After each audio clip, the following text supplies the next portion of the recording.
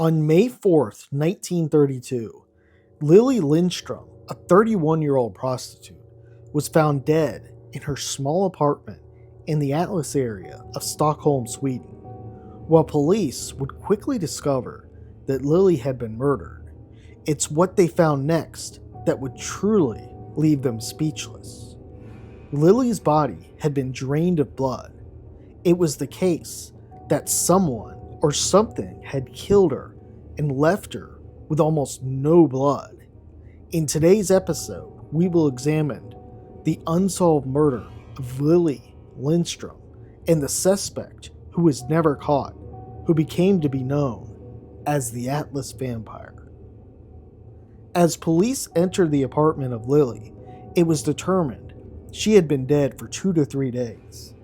Lilly's friend Minnie, who lived downstairs, went to the police when she hadn't seen her friend in several days.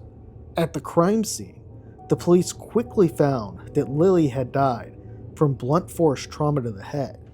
It appeared that based on evidence at the scene, Lilly had been engaging in sexual intercourse, and for some reason, her partner had savagely killed her.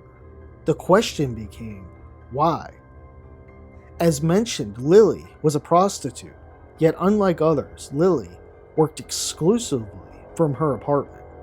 Minnie would tell the police Lilly's client list, with many visiting her for quite some time. As police interviewed suspect after suspect, no one was ever found to be guilty.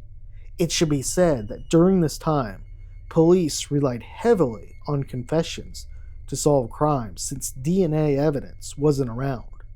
The question of the killer's motivation and who did it were never answered. While the killer was never found, the case still managed to be one of the most famous cold cases in the history of Sweden.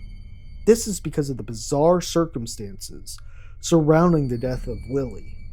Lilly was found face down and had been smashed in the head by something. As previously stated, her body had been drained of all or most of the blood.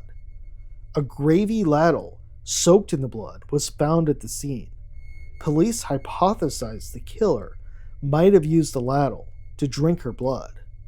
The crime scene for 1932 was remarkably clean. This led some to believe a police officer committed the murder. Others thought that a vampire did it. It's important to remember that in the 1930s, many people believed in vampires. Vampire origins date back hundreds of years, with many different cultures and beliefs. During the Great Plague in the 16th century, it was said vampires fed off of plague victims and spread the disease. One popular belief around vampires comes from grave robbers digging up corpses. Occasionally, grave robbers would open a coffin and the corpse would sit up, leading the robbers to flee in terror. In time, it was explained that the corpse movement was due to decomposition, and this is how the belief that vampires had to sleep in coffins began.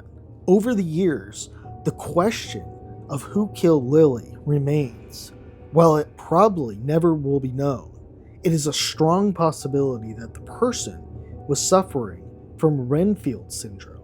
Renfield syndrome is a modern-day medical disease which involves individuals obsessing over drinking blood. Serial killer Richard Trenton, also known as the Sacramento Killer, is one murderer who is said to suffer from this. While Lilly's murderer may never be found, hopefully Lilly was able to find peace.